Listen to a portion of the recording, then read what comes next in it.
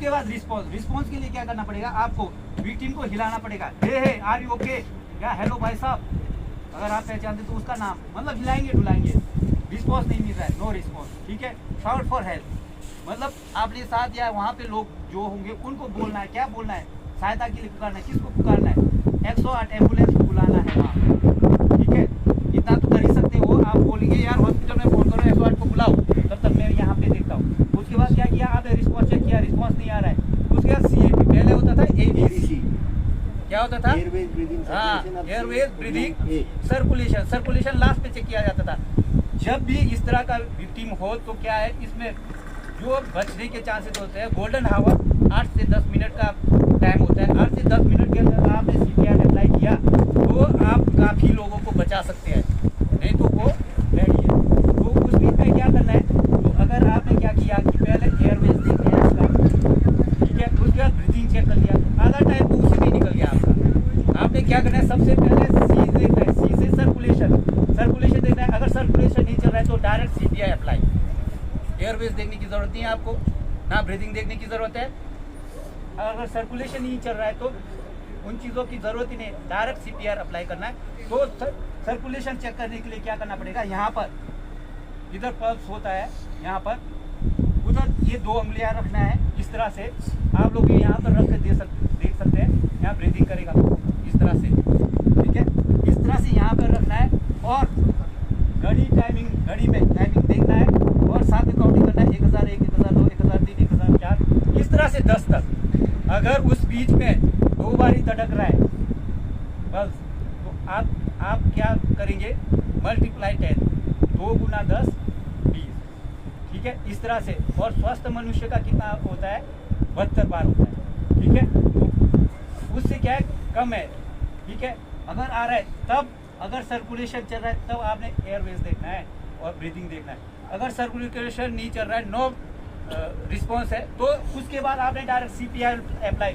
और CPR apply करने के लिए कंडीशन क्या है कि हमेशा आपने हार्ड सरफेस पे देना है। कहाँ देना है? Hard surface. ये नहीं कि किसी को चेयर पे आया या बिस्तर पे आया वहीं पे CPR देना शुरू करें, कुछ फायदा नहीं होगा। उसको हमेशा हार्ड सरफेस पे लेटाना है। जैसे यहाँ पर क्या किया हमने, हार्ड सरफेस पे, ये स्पाइन कोर्ड स्ट्रेचर है, ये भी हार्ड है, इसके ऊपर लेटाया हुआ है, ठीक है। तो उसके बाद क्या करना है, आपने विक्टिम ने अगर कपड़े पहना है तो कपड़े को खोलना है, जरूरत के मुताबिक खोलना है, अनावश्यक नहीं खोलना है। और खास करके इसमें प्राइवेसी का बहुत ध्यान रखना है, ठीक है। नहीं तो क्या होगा, आपके ऊपर नेग्लिजेंसी का केस भी बन जाएगा। एक तो आप बचा रहे उसको, लेकिन आपकी लापरवाही के कारण ही आपके ऊपर केस भी आ सकता है, क्योंकि उसका जान भी जा सकता है, ठीक है। तो क्या करना है, इस तरह से खोलना है। उसके बाद ये जो यहाँ पे होता है, ठीक है, ये ट्रैकियाइड मिडल है, यहाँ पर, यहाँ से इधर नीचे को, यहाँ पर जीफर प्रोसेस होता है, यहाँ पे आप इधर ध्यान दो, ये रिब्स केस के साथ अंदर को एक हल्का सा होगा गहराई के लिए, ठीक है। तो वहाँ पर अपना क्या करना है, उंगली इस तरह से खोलना है, इधर यहाँ पर ऐसा रखना है और इधर को खोलना है, ठीक है, ऊपरी साइड को, और यहाँ से भी ऐसा रखना है।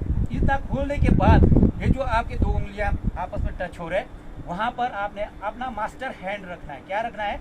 Master hand. और आपने कहाँ खड़ा रहना है? विक्टिम के लेफ्ट साइड, ठीक है। हार्ट कहाँ होगा? लेफ्ट में। तो आपने कहाँ खड़ा होना है? विक्टिम के हमेशा राइट साइड को खड़ा रहना है। तो अभी क्या है, ये राइट साइड इधर है विक्टिम का, ठीक है। तो क्या करना है, यहाँ पे, तो आपने इस तरह से कर दिया तो आपका मास्टर हैंड, अगर आप लेफ्ट हैंड है तो आपका लेफ्ट हैंड हो गया मास्टर हैंड, अगर राइट है तो राइट। तो और कंधे के बराबर अपना दोनों पाँव इस तरह से रखना है, घुटने नीचे, इधर मास्टर हैंड इस तरह से रखना है, और ये, और इसको यूं इस तरह से क्लोज करने के बाद ऐसा इस तरह से यूं, ठीक है। और हाथ इस तरह से नहीं रखना है, हाथ क्या रखना है, ये पूरा बैलेंस में और पूरा दबाव के साथ। यदि 9 साल से ऊपर है तो आपका दबाव 4 से 5 सेंटीमीटर का दबाव होना चाहिए, ठीक है। और 1 मिनट में आपका 80 से 100 दबाव पूरा होना चाहिए 1 मिनट में। यदि 1 से 9 साल तक का है बालक तो आपका दबाव 3 से 4 सेंटीमीटर और 100 दबाव होना चाहिए 1 मिनट में, ठीक है। अगर शिशु है, बच्चा है, तो आपका दबाव 2 से 1.5 सेंटीमीटर, ठीक है, 2 से 2.5 सेंटीमीटर और 100 से 120 दबाव 1 मिनट में पूरा होना चाहिए। लेकिन सबको सीपीआर देने का तरीका अडल्ट को और वयस्क और बालक को एक ही तरीका होगा, लेकिन बच्चे को देने का तरीका अलग होगा। अभी मैं बता रहा हूँ वयस्क को, ठीक है। इस तरह से मास्टर हैंड रख दिया ये, और इस तरह से पूरा। उसके बाद क्या करना है, आपने पूरा दबाव देना है, पूरा प्रेशर देना है इसको, और मुंह से काउंटिंग करना है। ये इस तरह से 1001, 1002, 1003, 1004, इस तरह से नहीं, यहाँ पे काउंटिंग करेंगे आप 1 और 2 और 3 और 4 और 5 और 6 और 7 और 8 और 9 और 10, 11, 12, 13, 14, 15, 16, 17, 18, 19, 20, 22, 23, 24, 25, 26, 27, 28, 29, 30 बार कर दिया आपने। 30 बार करने के बाद क्या करना है आपने, उसके बाद आपने दबाव देना छोड़ना है, और उसके बाद यहाँ पर विक्टिम का हेड टिल्ट चिन लिफ्ट, ठीक है, हैंड को पीछे करना है और इस तरह से रखना है। उसके बाद आपके पास जो कोई साफ कपड़ा होगा, हमेशा साफ कपड़े का यूज करना है, क्योंकि यहाँ पे क्या है, हमने बनावटी सांस देना है, माउथ टू माउथ, ठीक है। उसके लिए क्या करना पड़ेगा, आपको एक साफ कपड़ा लेना है, और साफ कपड़ा लेने के बाद विक्टिम के क्या करना है, मुंह पे रखना है। रख दिया, मुंह पे रखने के बाद आपने अपने अंदर सांस भरना है एक बार फुल, और विक्टिम का नाक को बंद करना है। फिर इस तरह से यूं, इस तरह से 2 बार माउथ टू माउथ सांस दे दिया। फिर उसके बाद आपने यहाँ चेक करना है, अगर रिस्पॉन्स आ रहा है ठीक है, रिस्पॉन्स नहीं आ रहा है तो आपने क्या करना है, फिर उसी तरह से आपने स्टार्ट करना है। 30 के बाद फिर दोबारा 2 बार माउथ टू माउथ आपने बनावटी सांस देना है। उस बीच में अगर आपका यह सर्कुलेशन चल पड़ा है तो क्या करना है आपने, उसके बाद एयरवेज चेक करने के लिए क्या करना पड़ेगा, सीट सर्कुलेशन हो गया।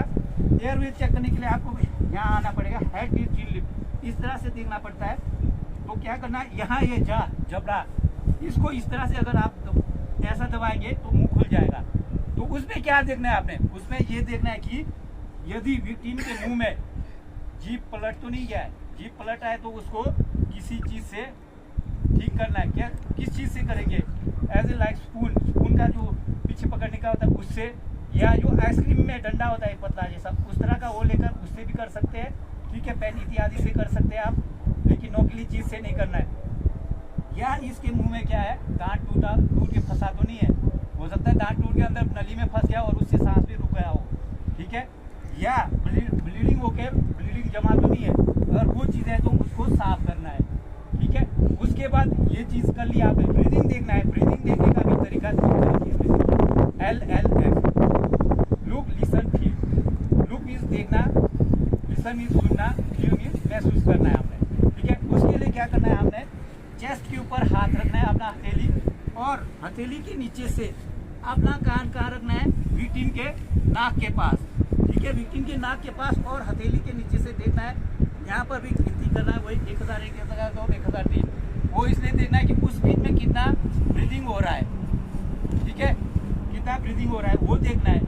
और जब इस तरह से देखेंगे तो क्या है, लुक मीन्स आप हथेली के नीचे से देख रहे हैं, लिसन मीन्स सुन रहे हैं, अगर नाक से सांस चल रहा हो तो आपको सुनाई देगा।